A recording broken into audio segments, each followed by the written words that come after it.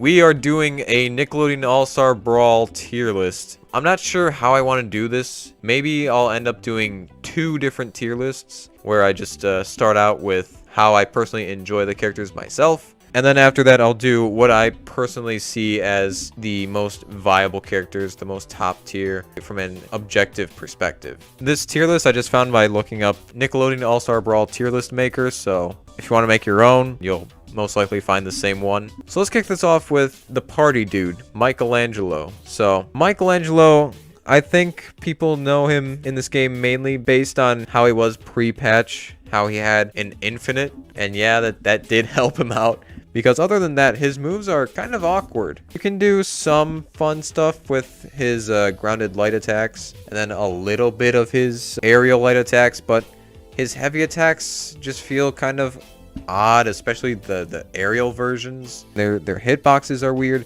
The actual angles that they send at are quite weird. And then he's also got a tether recovery, so that's yeah, we all know how great those are. I can personally see myself putting him as either a high B or a low A, and I'm feeling a low A. Oh look, we have the worst character in the game in my opinion. I have no idea how to play this character effectively. I don't know what it is about Mr. Lincoln Loud here. I just can't do any good combos. I can't kill. It feels like none of his moves really have good kill potential. Unless you want to try and spike your opponent off the stage. Which pretty much every other character can do. I'm pretty sure every single character has a way to spike their opponents. So that doesn't really add anything special to Lincoln. Me personally, I feel confident putting him as the lowest of the low tiers. Easily the worst playable character in my opinion. Powder Toast Man, easily a fun character, but gameplay wise, a bit mixed, you know. He has some moves that don't really, I don't see myself using them, especially his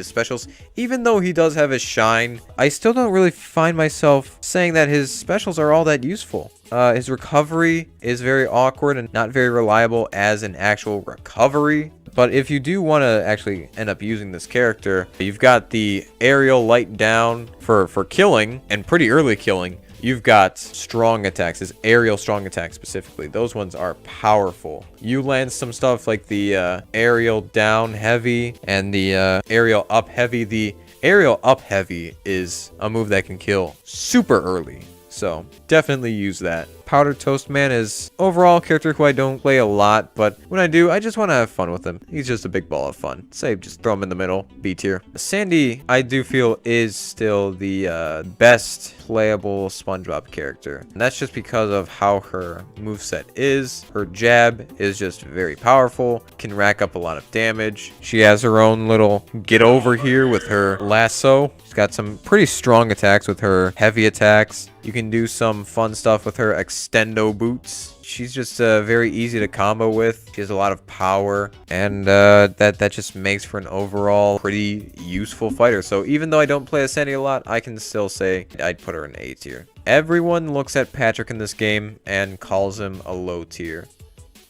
For good reason. He's bad. It really pains me to say this because, come on, it's Patrick, but, you know, his moves just are so laggy, both with startup and end lag, and it's always difficult to work around that. I guess one way is to focus more on the aerial heavies, but again, they still have that startup lag, so you've got to think ahead in the battle, but also you're leaving yourself open to your opponents hitting you before you can actually land your attacks. And he's also not good with range. His range is very crappy. But even then, I don't feel like I'd put him in the same tier with Lincoln, which this is pretty much my unplayable tier. There is this tier, but I feel like there are some characters that are worse than Patrick that I feel should be put in this tier. So maybe Patrick should be a high C tier or a low B tier. I'm gonna say put Patrick as a high C tier. Oblina, the character who I said is the bane of my existence when it comes to fighting against them. Oblina is so difficult to fight against because she's so small and so thin. But,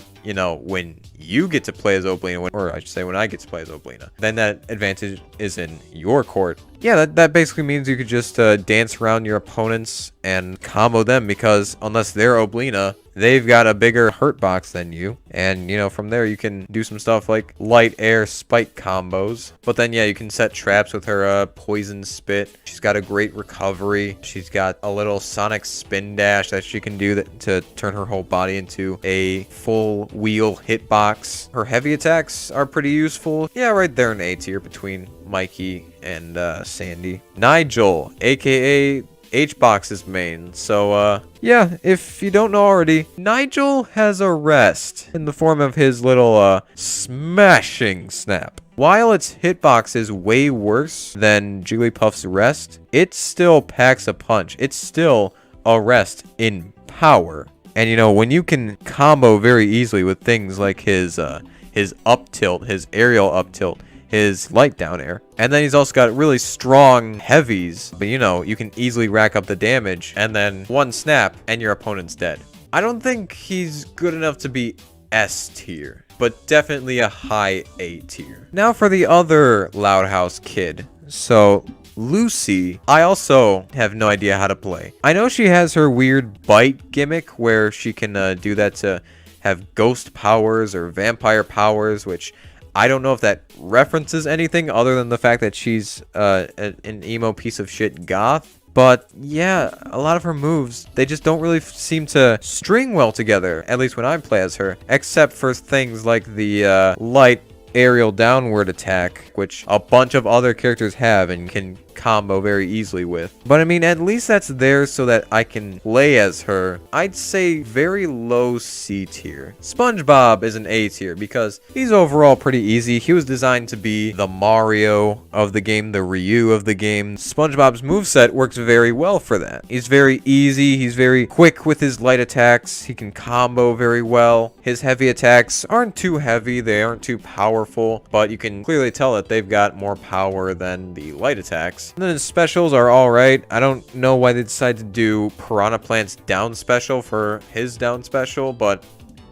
okay. I still feel like Sandy is overall better as a playable fighter, though. Oh, now we get to Helga. Very strange of me to say this, because I was not expecting to say this. Helga has turned out to be my main. I don't know, just something about Helga. I play as her, and I can just do a lot of stuff on the fly that just works. And I love her vertical combos that she can do. And she excels at those. And not to mention her specials. She's got the slingshot, so she can which you know doesn't function like a regular slingshot, because the projectiles end up dragging your opponents towards you so you can continue more combos or land a heavy attack. She's got a volleyball spike for her aerial strong down. Her other heavies are pretty powerful, and then her counter, she has a counter, so that helps a lot. And her lights, just they're so very well to combo into each other. Yeah, just a great fighter that I can just pick up and play very easily. So yeah, the character who I'm still am like, why is this character in the game, is my main, is my personal S tier. Alright, now we have the Rugrats rep, which is not one of the babies, it's Reptar, the cereal mascot. So Reptar is basically Bowser if he was good. Well, then again, I do enjoy how he plays in Smash 4 and Ultimate. But Reptar is a heavy monster character done right. And you know, he has much better specials than Bowser. Specials that would fit very well on Bowser. So the fire breath, the range on that, and the power on that is incredible. And just, you know, helps Reptar, you know, with the whole problem of range, which overall isn't really a problem since he does have his tail. He does have a stomp with his aerial light down, which, you know, is pretty fun to kill with and combo with. There's also the recovery, which is a bit difficult to use since it does come crashing down, but it can also be very good offensively. And then the down special, which fully charged does 30% every time, Yeah, the powers on his heavy attacks, even on his light attacks. His overall slow nature, big hitbox, and somewhat laggy moves do kind of hinder him, but that's kind of the expected balance here. Maybe leader of B tier. Zim, oh man, I am really disappointed with Zim. He feels so underwhelming. Nothing really works well combo-wise. I find myself using his light air neutral a lot just because of the range on that. It's a big hitbox, but it lacks power. A lot of his other moves just don't combo well. He surprisingly lacks range with a lot of his other moves. His specials are all very weird. Yeah, you can do some fun traps with Gurr and the gnome, but I don't find them to be all that useful. Not quite D tier, I'd say there, because I'd rather play as Zim than Lucy. Danny Phantom, I feel, is easily an A tier thanks to one move, and that's his strong up aerial. That move kills so early and just keeps comboing into itself. It is insane. And not to mention, you can also get your opponents up there with things like the light up tilt and the aerial version of that, and just keep doing these vertical combos and then kill so early with that heavy up air. I don't really find myself using his specials. I haven't really tested the whale attack. Yeah, I think Danny Phantom is alright, but with that strong ass heavy up air, he finds himself as a high A tier. Okay, here we go, my other main. Yeah, of course it's one of the Ninja Turtles. The one that I made a video about saying, hey, this character's gonna be my main. And yeah, it's also a character who ended up being a top tier because of his range. Yeah, Leo's got some sick range thanks to his katanas. Keep doing the aerial light down, and yeah, you just combo that into itself, and then spike people with it. And you can go pretty deep off stage with it, because his recovery is pretty good. You can also do some fun tricks and mix-ups with his down special, the arcade flying kick. And then you only really see his light attacks being used in competitive play,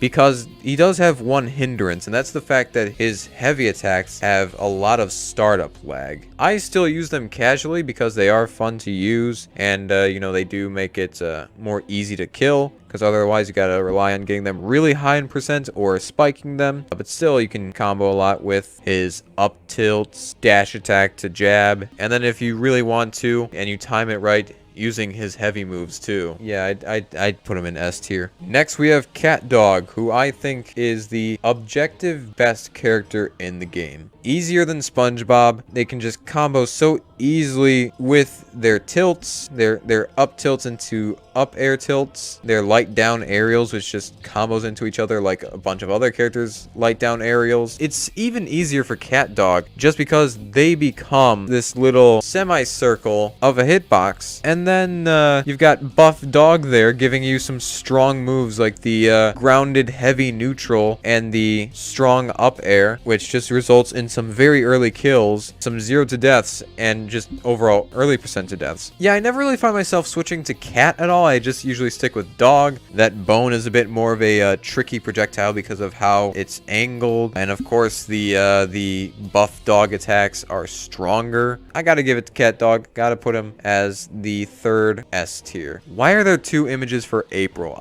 What? I still really dislike the fact that they decided to go with April instead of, you know, the other 2 turtles or Shredder, even though, you know, we are getting Shredder.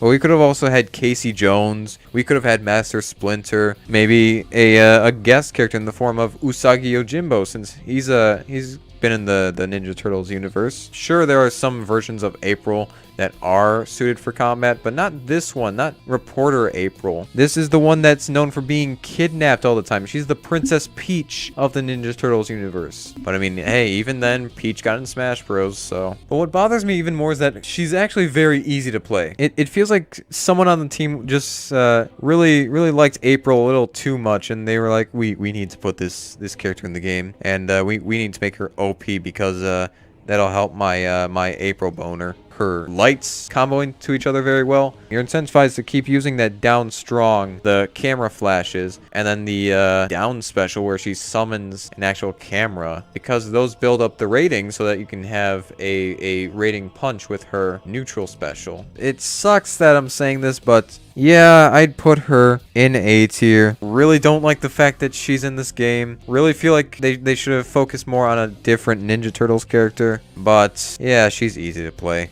She's A tier material. Ren and Stimpy, they're next. So these two are another Duck Hunt or Banjo-Kazooie duo. Two characters in the same skeleton. And I feel like Ren and Stimpy work well with that concept. But moveset wise, not so much. It feels like about half their moves are viable. I mainly find myself utilizing stuff like their light aerial down, strong down, grounded. Log is a pretty good projectile. I don't really know how to use the fart attack. I know you've got to build it up kind of like Game & Watch's bucket, but I don't know how to activate it after getting the full powered fart. Yeah, overall, because there's only about half the moveset that I think is good on Ren and Stimpy, I'd have to say throw them right in the middle and give them B tier. And now we end it with the avatar characters. First is Aang. I know Aang is apparently a top tier, and he's used by a lot of high-level players, but I have no fucking clue how to use Aang. His moves just don't click with me. They have really weird animations that F up the hitboxes and the actual timing of the moves. The specials are so strange. They have their uses and all, but I don't really find myself using them. His only really big saving graces are the light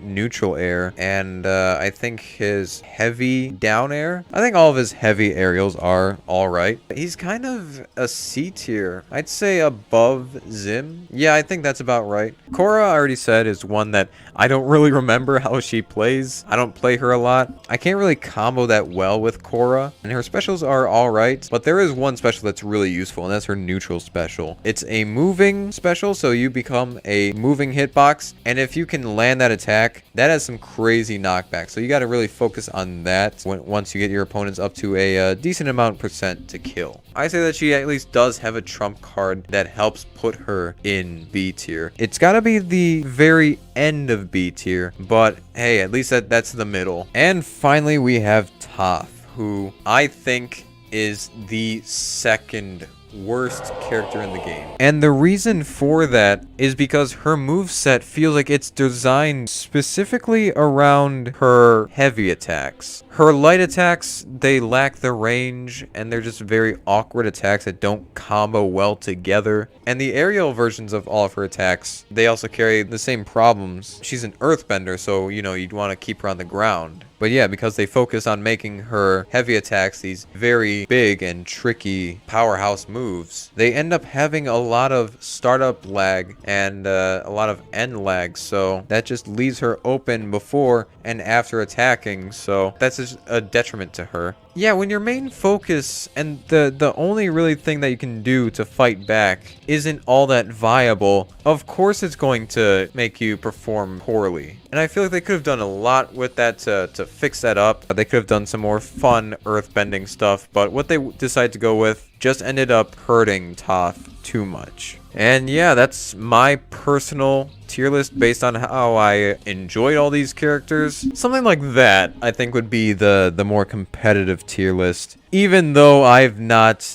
done anything competitive with this game myself, but from what I've seen, it seems like this would be what I'd personally say is the overall competitive tier list.